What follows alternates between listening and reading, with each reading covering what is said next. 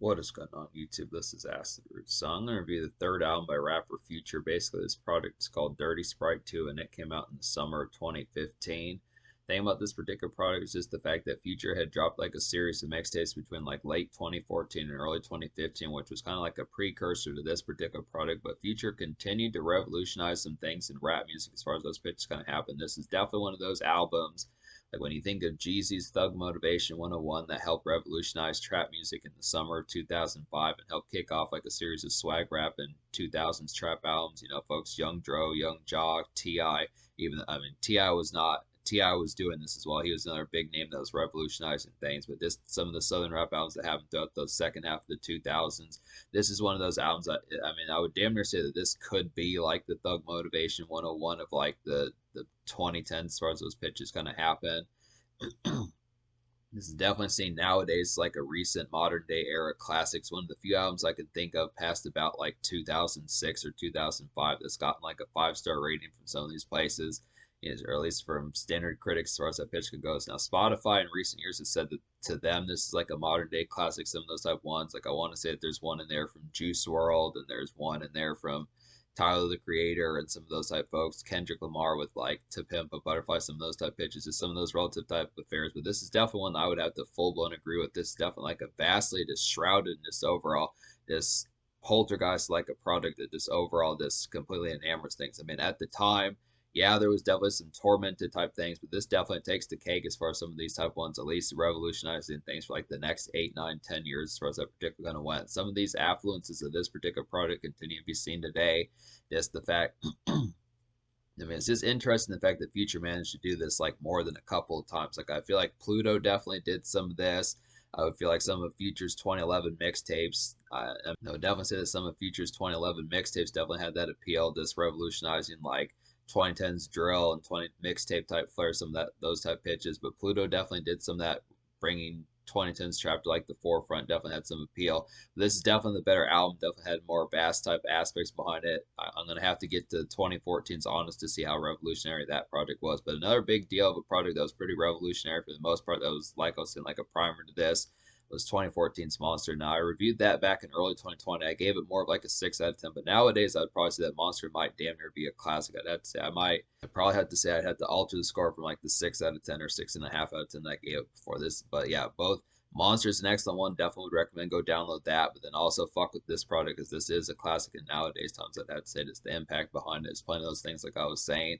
Really just had the appeal. Just write down. This is definitely something that Instagram was completely taken by swarm by this particular lifestyle and just things, rap music, and just overall culture as a whole. Just throughout the 2010s, this was definitely one of those ones that just had a lot of just overall shookness and just stranglehold on this particular aspect as far as it kind of went. This is just something that's continued to get spins. This is one of the few albums I can think of in rap music nowadays past about 2013 that went triple platinum, which is a pretty good appeal for that. I mean, triple platinum is mild compared to the quality and the impact this album has had in recent times, but I still feel like that's good for today's times.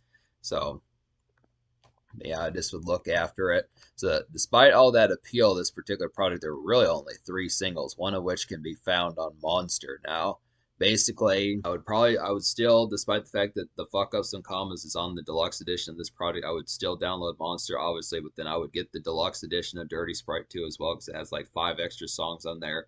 Standard edition of this particular album has 13, but I look after the concept. There's really only one song. There's really only one song out of the 18 on here that I don't recommend in any fashion. So obviously this album's going to get a 10 out of 10. Just simple enough to kind of say. Probably I would probably say this has got to be one of Future's just overall best albums. I mean, obviously Pluto is extremely good. Pluto is extremely good. Pluto 3D is extremely good. Some of his mixtapes obviously have some high grade appeal. FBG the movie, Dirty Sprite 1, some of those type pitches. I'd have to say plenty of other ones. Monster just within those tones, but I look after it. Like let's say Evil's pretty good, even though I don't remember that album as much. But I would definitely say about this. So yeah, the first single was Fuck Up Some Commas, which was also on Monster, but still pretty excellent type one. Just a primer, just like foreshadowing to what Future would do just a year later with kicking off these trends and the overall trailblaziness of this album, Dirty Sprite 2.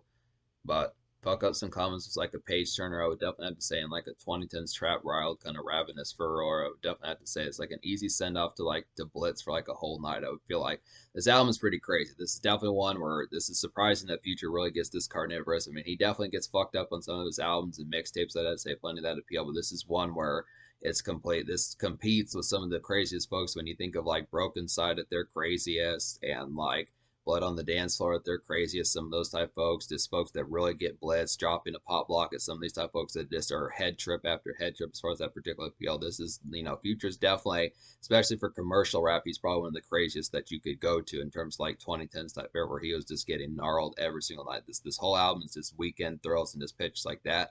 This would have to be a thing. And when I talked about on the Pluto album that particular album had some commercial kind of gummy down, this album is not gummy down whatsoever. And you're not going to find something that's like the makeshift song or the car stretcher to kind of listen to. Just got done with work. That kind of happened a lot more on Pluto. There's some ones like that on there, just some album in between type ones, so a little bit more hammy. But this album is not hammy whatsoever. Just pure jolt of energy, just complete carnage, just exactly what you're looking for if you're accommodated to demon time. Now, if you do want like something a little bit more makeshift, it doesn't have it as much, but there might be some moments on here that try to figure it out.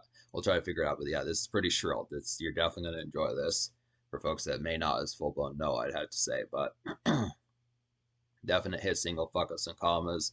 Where Are You At? The second single that says Drake on there. It's too bad that they haven't had as many songs in recent times. They've been kind of having a beef, but this is like a classic mid 2010 strip club and night venue rager. I would definitely feel like it's like a get crunk kind of money throwing and unwind type tune to kind of get. So there are some songs on here. This is kind of an ambient album too. Some of this, I mean, you'll definitely get songs on here like Fuck Up Some Commas and I Serve the Bass and Groupies and Lil One and some of those type ones, but you also get some ambience on here, some songs like Trap Niggas, Blow a Bag, and Slave Master, some of those type of ones that just kind of have a little bit more ambience, that just kick back, just sip slow, some of that type of appeal, and just kick is really enjoy like the times of just getting crunk, some of those type of times. The Percocet and stripper joints, another one like that, just for some chit chat and just overall ambience and just enjoying the grooves about it. So kind of melted. But most of this is going to be at your standard spot for where you go to get turn up, strip clubs, night venues, sports bars, some of those type places, I mean, maybe not restaurants, but just places where there's going to be wings, where there's going to be liquor sold as well, where it's going to be actually some dance floor craziness, I'd have to say. So it's good. This is really the only charting single, despite the fact that this album is a classic. This is kind of one that's more,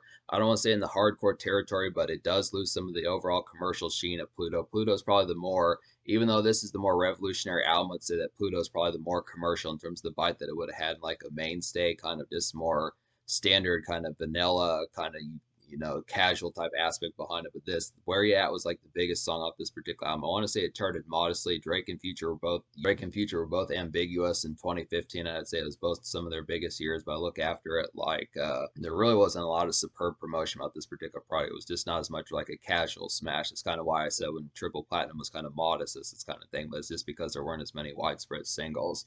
Yeah, Stick Talk was the third single. It's another nice one. This is not like a huge casual type smash. It's definitely one that has a lot of appeal. I'm sure there's enough folks. This is one that has gotten over 100 million plays on Spotify, so it's definitely the concept behind it. But I mean, in terms of like less casual wise, it's just not as much full blown as like augmented, fermented. I'd have to say. I think that's the right phrase. But is like slanted and dreary kind of evening 2010s trap dredge. I would definitely feel like it's like some Hustlers makeshift. I would definitely feel like this is like 2010s. It's definitely like some Hustlers makeshift 2010s wise, I'd have to say, and it's just a good one to smoke with you too. So this one just really has. This is a nice one for like some in between. It's definitely like that slag type feeling. Like I feel like there were some ones like that. I'll probably list one of these in like the connotations as far as that kind of goes. This is song this reminds me of. This may thinking of one from like Pluto in particular. It's the one that really it was like a dreary type one. It was just the real dreary and just overall augmentedness of this particular product. That just the real slag type feeling. Just really feels like your eyes are red, pitches like that. Just enjoying like the night, obviously, but just kind of a more relieved, this kind of like bewildered type mode, but then really full blown enjoying it. It's a good concept for some of that just dreary, but still energized. That I say good concept for that. Just kind of like having coffee when you're tired, something like that. Just good pitch for that. But so yeah, that's the overall appeal of this particular product. So there are a lot of songs to get to down here. So basically, just to say, I'm just going to go in on some of these. I'm going to try to not make this.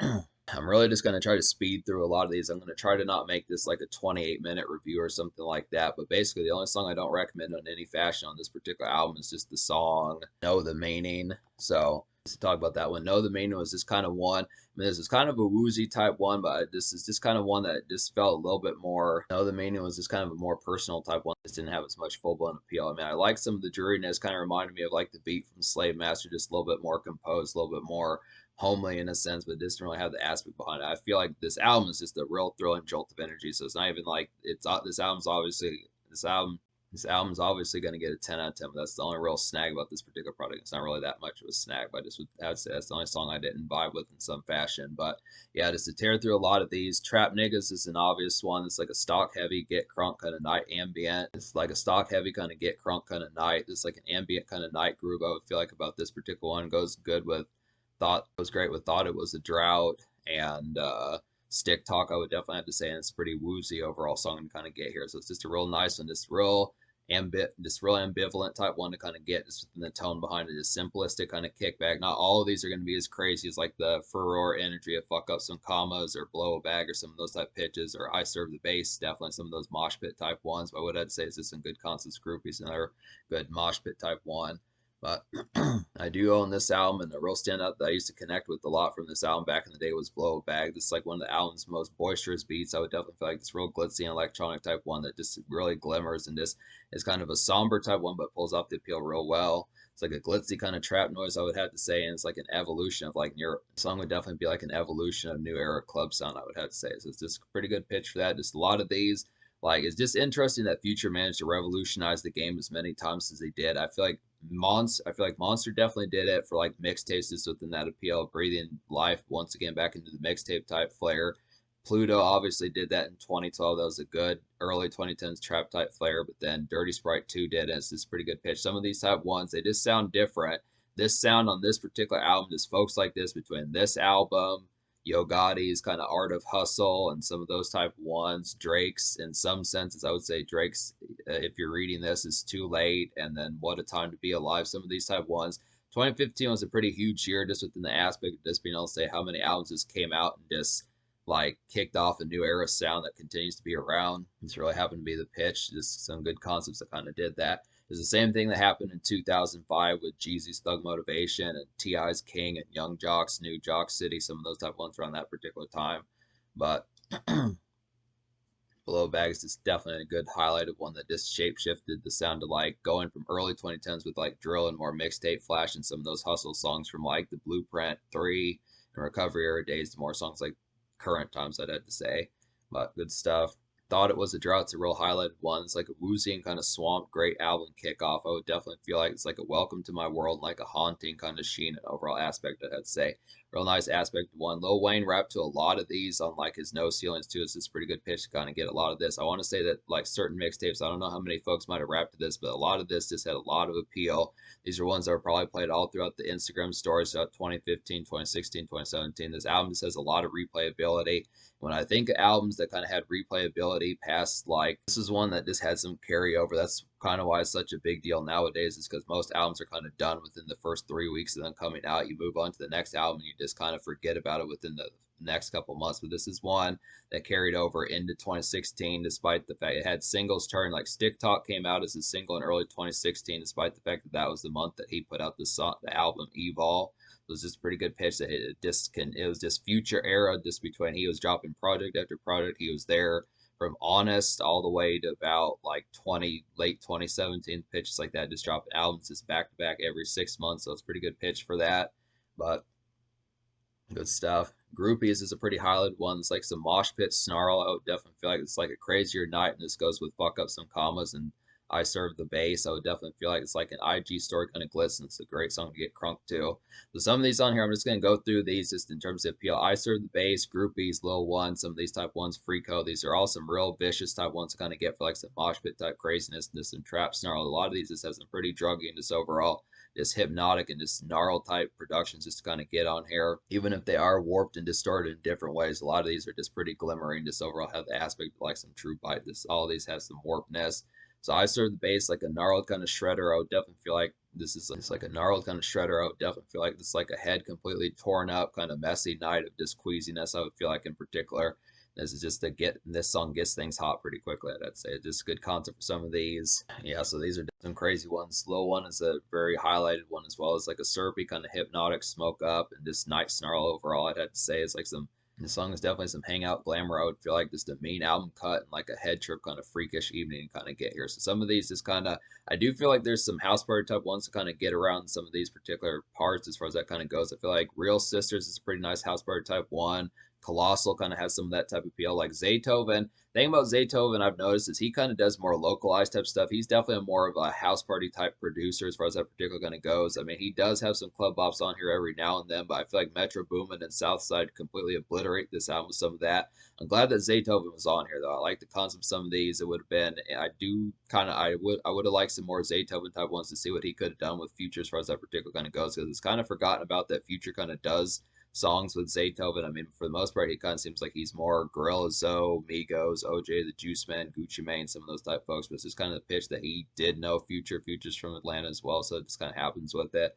But yeah, I just like some of these house party type appeals of those. Yeah, Lil One just really feels like a warp type one. The Percocet and stripper joints are a nice one as well as like an in between kind of strip club chit chatter of a song. I would feel like just chat with some strippers or just overall just vibing in like a strip club, just ambience, or just kickback. It's like a feel good kind of jury night exuberance, I would have to say.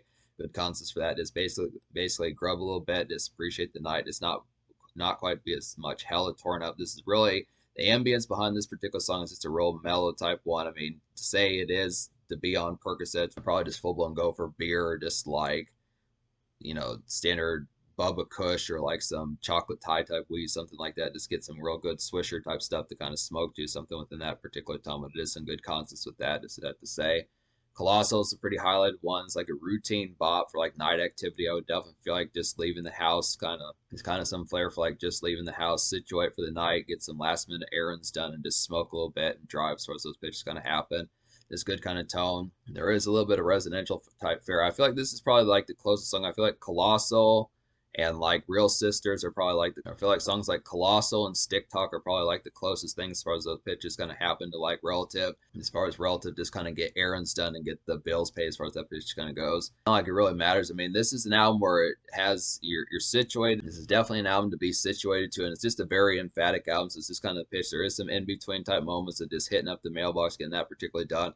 There's really not that many supply songs on here. Just picking up supplies, going to the gas station, getting burritos, getting some tacos, getting some tacos at Taco Bell, getting like a frozen pizza at the gas station, some of those type fares. I just look after it. This album is pretty like this is like your central this whole album could damn near play it on rotation for just like a standard nightclub, strip club, or just place where you're gonna get torn up at. I'd have to say there is some Zaytoven and other house party type bops on here. Like I do feel like Lil One, I do feel like Colossal, I do feel like in some senses, Percocet and the stripper joint doesn't have to be strip club, but Percocet and stripper joint and Real Sisters, some of those type ones do have some house party type appeal, but very social album. Just understand that it's very carnivorous just within the tone. It's not like there's a problem with that. Classic stuff is vicious. Freak Ho's a nice one. It's like a pacey kind of vicious night turn up. I would definitely have to say it's like a stock hitter with like commas and groupies. Song fuck up some commas and then groupies. I'd say it's like some quick times, kind of a blackout hit to kind of get here. It's definitely one to really get snarled to.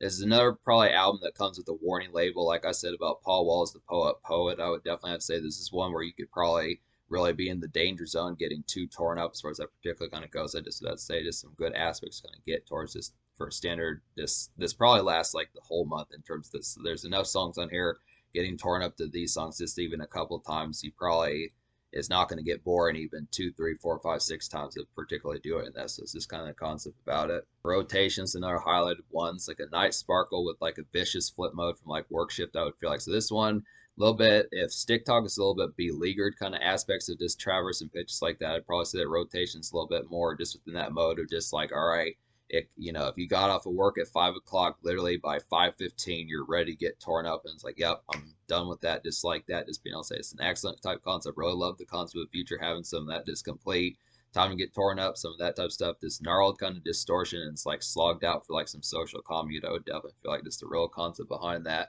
It's complete. This sort of album needs to come out in today's times again. This is sort of impactful type thing. Just needs another 5-star album with this sort of snarl and this overall pizzazz, just being able to do it.